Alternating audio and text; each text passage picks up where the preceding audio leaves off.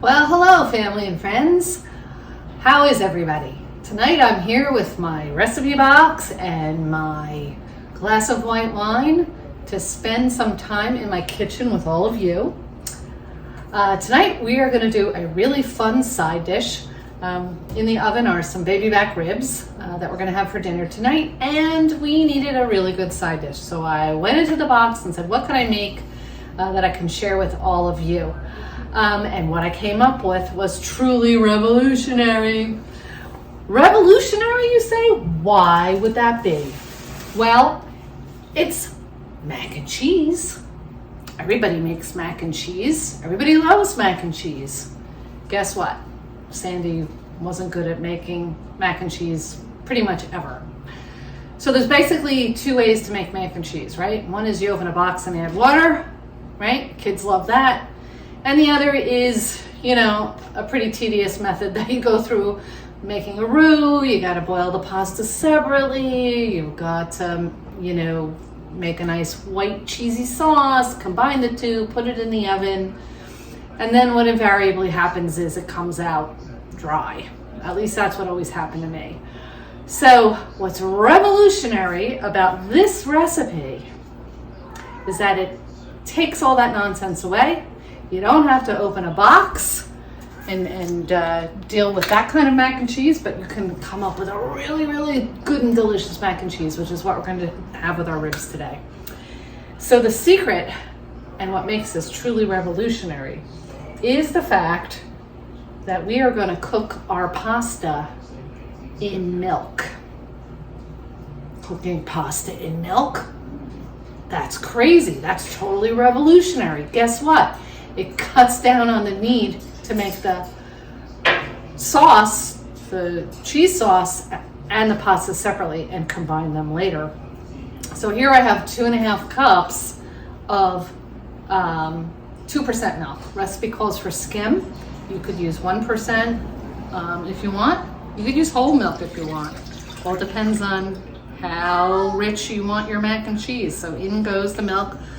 I picked a pot today that was didn't have such a high side, so you can see what I was doing. And we turn that on medium heat. Right? We don't want to boil the milk. We don't want to scald the milk, but we want to cook the pasta in the milk. 2 cups of pasta. I'm using small shells today. Large shells would work, elbows would work, anything that holds the sauce, anything that you like in mac and cheese traditionally will work in revolutionary mac and cheese. So, right from the beginning, just pour the dried pasta. Do not use fresh pasta for this recipe. Dried pasta, because the pasta is going to cook in the milk. Pour that in and give it a stir. All right, so as your milk is coming up to temp, you're going to stir this pasta in the milk for about 20 to 25 minutes. It depends on the pasta that you're using and how quickly your milk is going to come up to temperature.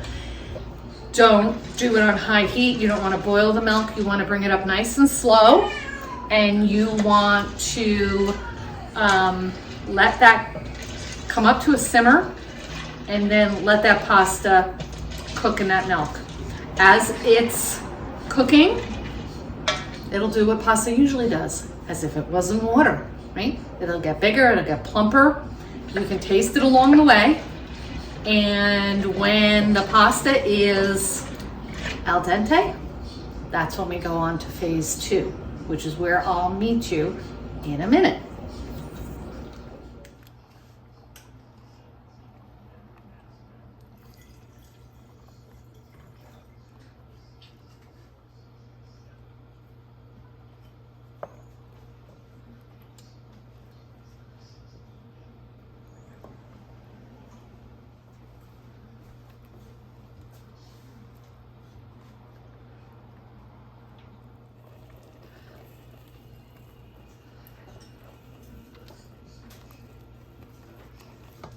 So we have been stirring our pasta and our milk has been simmering, and you can see from the clips that I gave you that the pasta is nice and al dente. It absorbed a lot of the milk. I've turned the heat off, and now we're ready to go to the next step. So all the starches from the pasta are now in the milk, and it's really allowed it to thicken up quite a bit. So you can see how thick it is.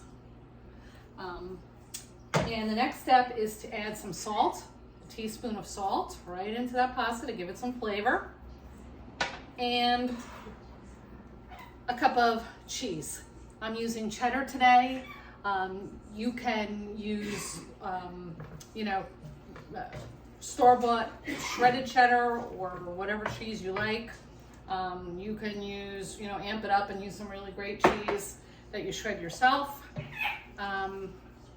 You could use white cheese. White cheddar would be good. Today I happen to have orange, which I'm not so thrilled about, but that's what we got. And all we're doing is mixing the cheese into the pasta. And the cheese is, of course, starting to melt. Now, if this is a little thick for you, like I think, this probably went a little bit over the top for me.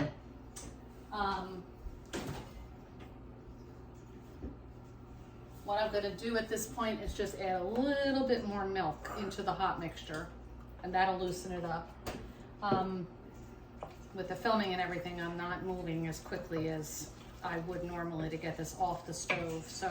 But it's great because it shows you that you can, even if it thickens up a little bit, all you have to do is add a little milk, mix it up, and it's going to become real soft and real creamy again. We're not making any roux, we're not making any of that mess that you would normally have to make with a mac and cheese, and we're doing it all in one pot on the stove, which is what's truly revolutionary about this recipe, at least for me, because like I said, haven't been good traditionally about making a really good creamy mac and cheese, but this is it, if there ever was one. All right, so the next step is to add some flavoring. If that's what you want to do, you could just serve it like this if you don't want to add anything additional to it, but the recipe calls for a little bit of cayenne, which you can add in there. That's 1/4 teaspoon.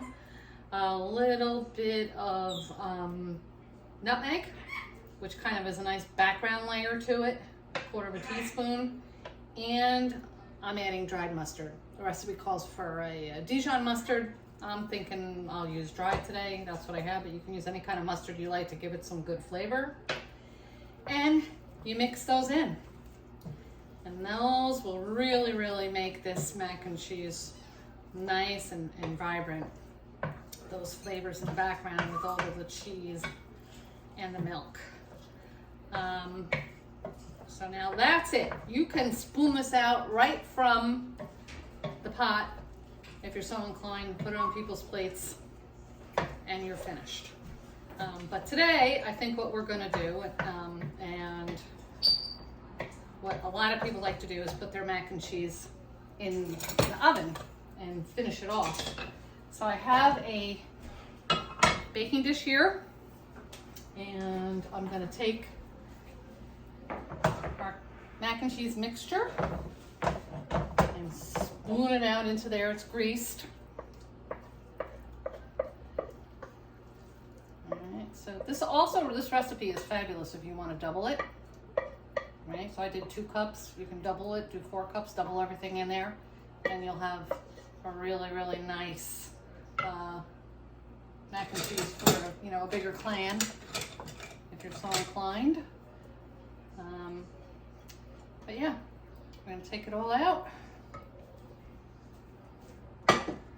spread it into the baking dish, nice and smooth. And then what I like to do, I'll just put this under the broiler. You can put it into a 350-degree oven if you want to heat it up a little bit more when you're ready to serve. But you can see how creamy this is. It's ridiculous. But what I like to do is I've got about a 1/2 cup of panko breadcrumbs here that I've just sauteed and browned a little bit with a tablespoon of butter. and I'm going to put those over the top. You can put as many of these breadcrumbs or as few as you like, but that gives it a nice crispy top. Pop that under the broiler for 5 minutes or into the oven for 10 or 15, and you're ready to serve.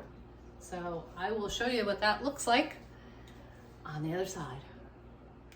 All right, it's time to unveil our revolutionary mac and cheese. Let's get it out of the oven. It's been under the broiler for about 5 minutes on high. Look at that.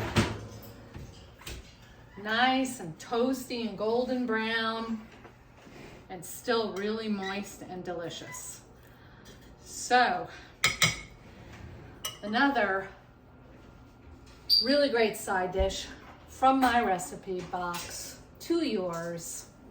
I hope you make this revolutionary mac and cheese, and I hope you enjoy it, and I hope it solves the problem that you may have with making a really good, easy, quick, delicious mac and cheese side dish.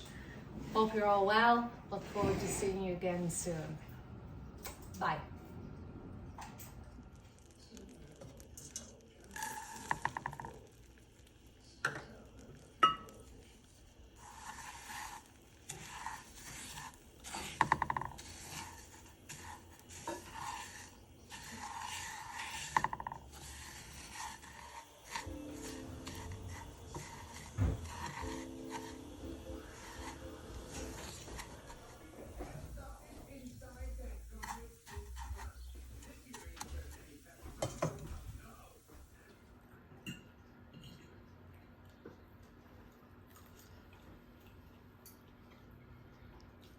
Mm.